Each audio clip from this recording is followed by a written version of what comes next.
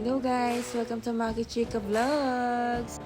So ayun guys, for today's video, meron tayong pupuntahan.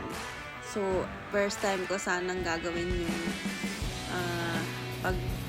donate ng dugo. Pero so guys, bago pala makapag-donate ng blood, kailangan muna natin sundin yung kanilang step-by-step procedure para malaman kung ikaw ay pwedeng mag-donate or hindi.